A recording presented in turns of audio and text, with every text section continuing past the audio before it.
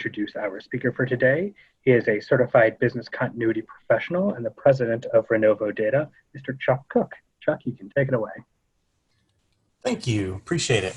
And thanks to everyone for joining today.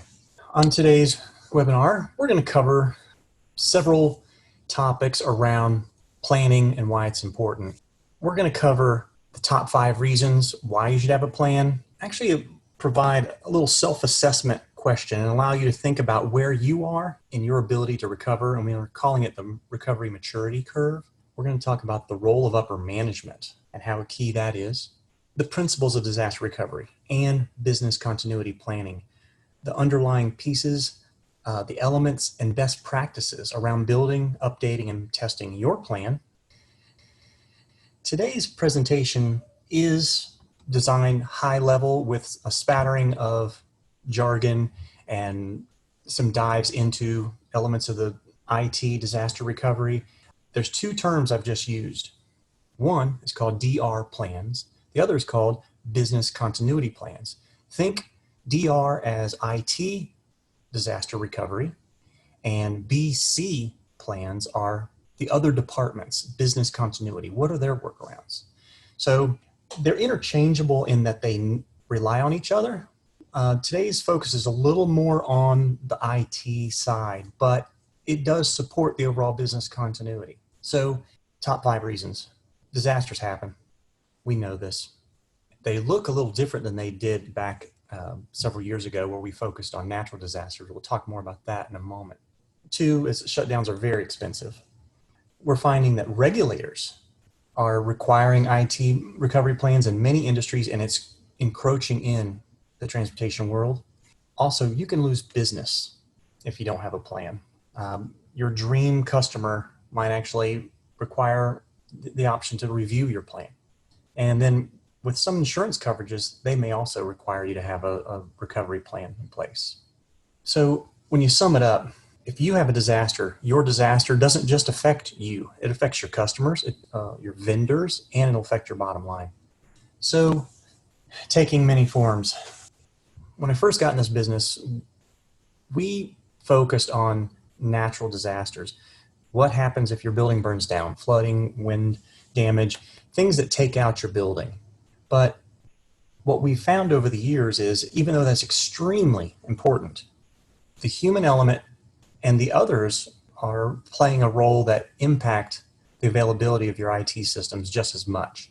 So human element, whether it's an accidental data corruption or deletion, or if there's a bad actor who's infiltrated your network and is destroying data and holding you for ransom. And that's where the cyber threats come in, when the bad actors are deploying tools to damage you, damage your network and damage your data.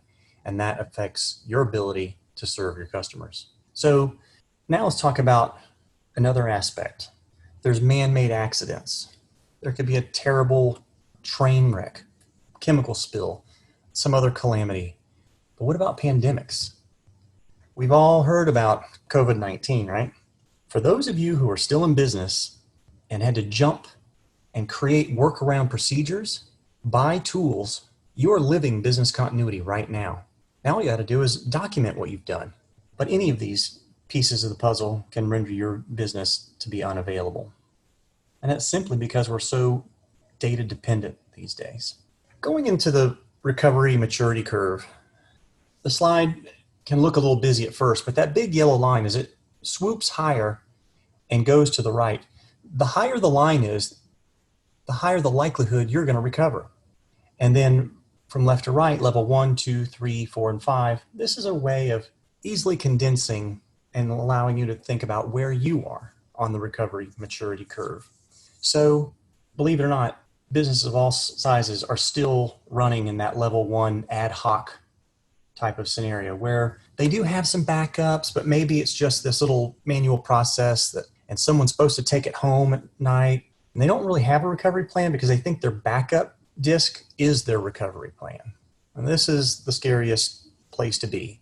Up leveling to level 2 means that you've put some things in place, and even though the products, you have one product here for your anti-malware and one product here for backup, and you have a loose plan, you know that you're going to call your IT guy, and you're hoping it's going to bail out.